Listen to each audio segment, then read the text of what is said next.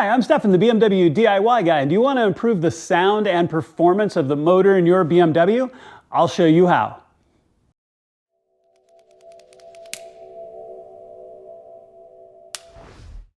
All right, y'all, so before we get started, let me talk through a couple of things here, and we're going to leap into the project. Now, this is going to be an important part of my Dinan Earning the Badge series here in my BMW M2. Now, if you're like, what's that? So Dinan has been an amazing performance company in the BMW enthusiast market for many, many years. I have loved the Dinan company since I was a little kid, and I'm not kidding, I really have. So all Dinan products, whether suspension or performance or appearance or everything, have a point value to them. And if you pass a certain point, a certain number of points, which is usually about 10, you actually earn the Dinan trunk badge. That is really a big deal. You can't buy it, there's no other way to get it, and it is a mark of distinction that you have made a measurable change, a set of performance changes in your BMW that makes an actual difference. Whenever I see a Dinan badge BMW, I always double take as they go by. I've always wanted to own a Dinan badge BMW. So I am really excited about this. So I'm going to be walking you through installing the Dinan carbon fiber cold air intake into my BMW M2.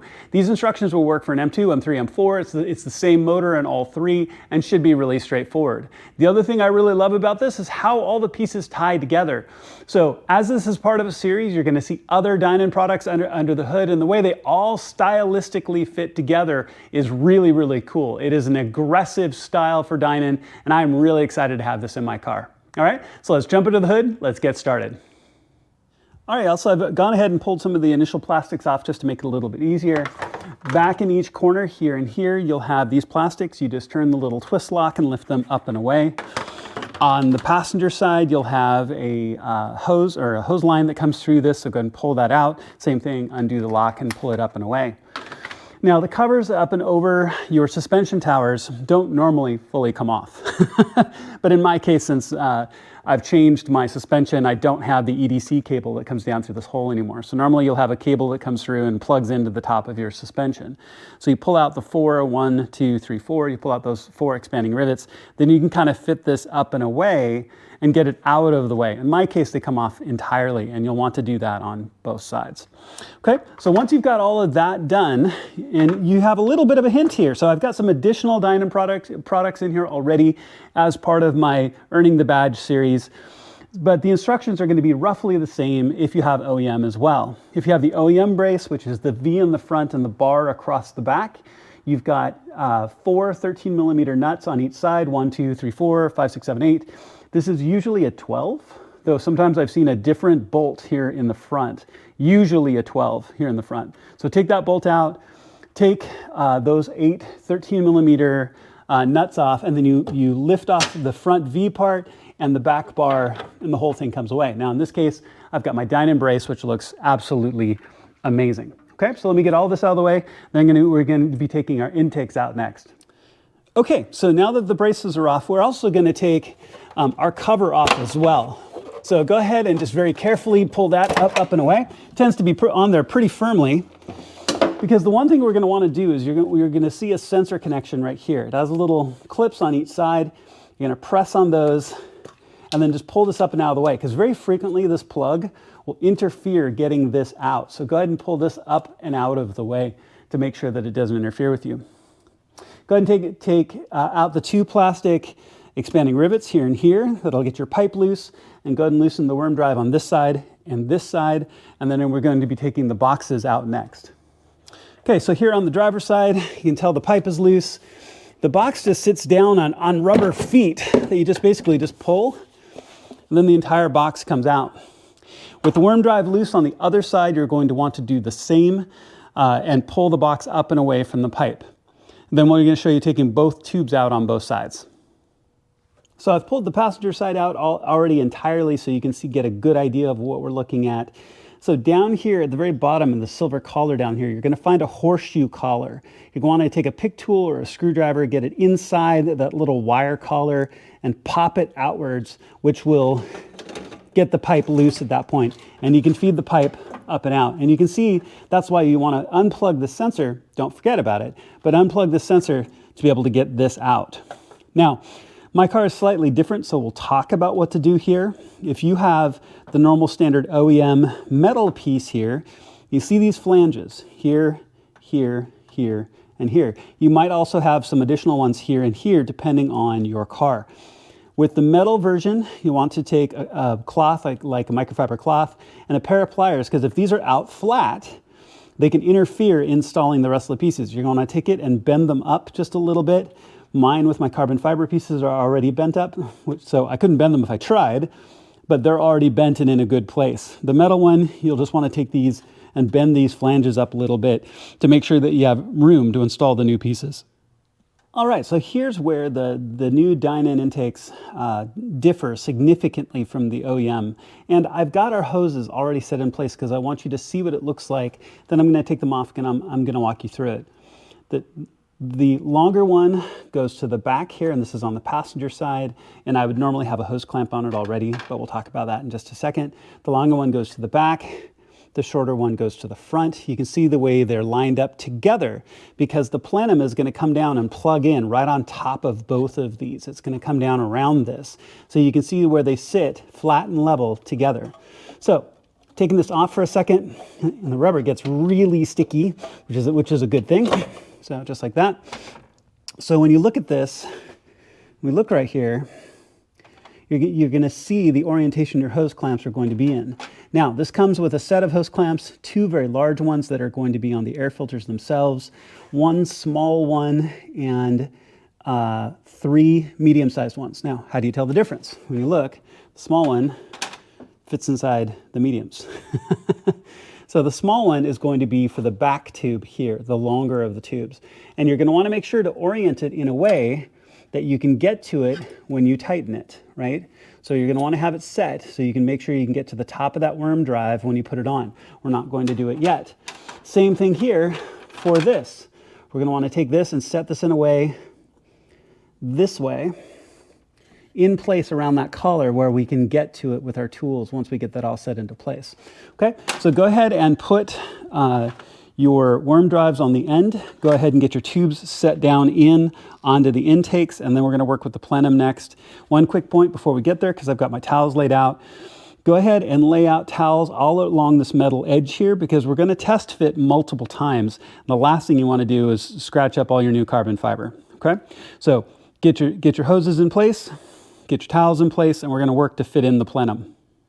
Okay, so once you have those hoses in place, and I've got my hose clamps on, and they're still loose. I can still move the hoses around, but I did tighten the clamps down a little bit just to make it easier.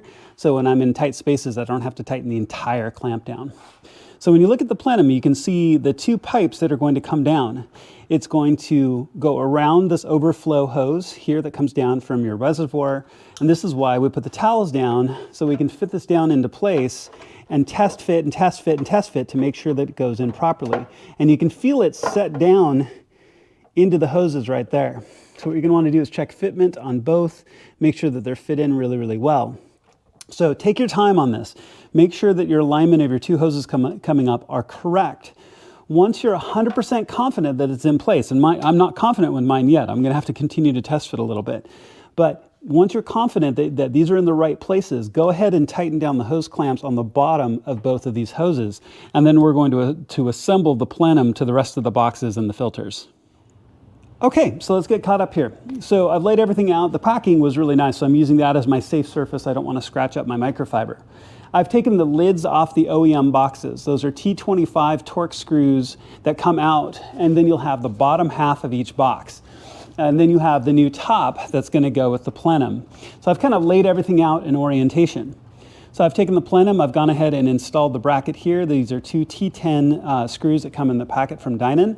Then I've flipped it over. Now, before we do that though, we definitely want to install these little plastic guides, or rubber guides that go on each side. So all you just want to do is just slide it around the edge, and it should fit really nicely up and over the edge like that on both sides. Okay, so go ahead and get both sides set up, and then go ahead and flip this over, and then we're going to be attaching the top boxes and the air filters. Okay, so flip the plenum over and go ahead and slide the boxes in place so you can tell they're a little bit loose. That's okay. Go ahead and take the filter, and you're going to slide it onto the end of the plenum right there with their hose clamp in place, and then go ahead and tighten it down. So go ahead and get it in the right position. Make sure that you can see the filter line right here, this metal kind of joining band. Make sure that that's facing up on both sides. Okay, so go ahead and get both filters on now. All right, so once the filter is snugged down, go ahead and flip the plenum back over and put the boxes, the OEM, the bottom half of the OEM boxes underneath, and go ahead and set the lids on top. Now you have screws with rubber washers that are going to go in. Just put them all in loosely until you snug them all down. So don't just drive one in all the way and then have it sit not straight. Okay, so put them in really gently. They just need to compress the rubber washers just a little bit. Do not crank on them too hard. Okay, so go ahead and get both sides secured. So we're going to bring the plenum back here to the car in a second, so make sure that all of your rags are still in place so you don't scrape it up at all. And then we're also going to place our 2 hose clamps over the top of our hoses. Now I am going to tighten them down a little bit so I don't have to do so much once they're on the hose itself, but also put them in this orientation. So this one facing this way, this one facing ever so slightly that way. That way we're going to be able to get to them. We're not going to tighten them down. We're going to fit the plenum in and make sure that that all fits in first before we tighten these down. Okay, so go ahead and put the hose clamps on, bring in plenum back, and fit it down into place over the top of the hoses. All right, so I fit the plenum down into place really quickly before we forget. Make sure to plug the sensor back in. So fitting the plenum in, this is where the alignment of these hoses really matter. Now, initially, I could get the pipe from the plenum into the front hose right here really easily, and the back hose was just fighting me. And I realized how silly that is. So I just pulled it entirely back out. I took this and tipped it ever so slightly, like probably, I mean, just like 1/4 of an inch or so, just to tip it more, because it was not quite in the right alignment. It was tipped upwards too much, and I tipped it over just a little bit. And then when I fit it right back in, this end fit in really nicely, fit down into the feet. I went and fit the feet in on the other side, and I came back and I'm like, look, it fit in perfectly. I mean, it's right dead smack into the hoses. And you can also see the orientation of the worm drives right there as well. Your hose clamps here and here, so you can get to them. So make sure that everything is seated down really nicely. The center bracket is sitting over your center post here, so because that'll be secured down here in a second. But go ahead and get that all set in. Now, with all of that set, go ahead and tighten down those 2 hose clamps or worm drives right there. All right, so now we're back in the reassembly phase. Once you make sure that you have those hose clamps tight and they're not going to come loose, which is great. The kit also does come with an additional name badge, so if you'd like to put that there, you certainly can. That's where they suggest you put it. I'm also going to pull this cover off here in a second once I get everything back together. But you want to put your engine cover back on next, and then your strut bars. And we'll talk about that in just a second, the proper torque values to get those down. But go ahead and get your engine cover back on next. All right, also go ahead and put your strut brace back on. And this is the first time I've seen it all together. So intake, engine cover, strut brace. Wow. The design is so complementary. The way it all fits in together, the way the design all ties into itself is just incredible. Just incredible. I'm so glad I did this. So 56 Newton meters on your center bolt, 28 Newton meters on all the rest. Go ahead and put your covers back over your strut towers, where you slide them back in over that rubber gasket right there, and you put in the 4 expanding rivets around each side. Take the rear plastics, tip them in, lock them down, turn the nut to lock them down. So go ahead and get the rest put all back together. All right, y'all, so one last look before we button up. Man, that looks good. So that is the Dinan CF engine cover, their amazing carbon fiber engine strut brace, and now their carbon fiber intake. All glossy carbon fiber, all just tie in together so well. They did such a good job in complementary design. Just looks absolutely fantastic. So good job. Go ahead and clean up, put your tools away. All right, y'all, all done. Just takes a few simple tools and a little bit of time, and you can get this work done as well.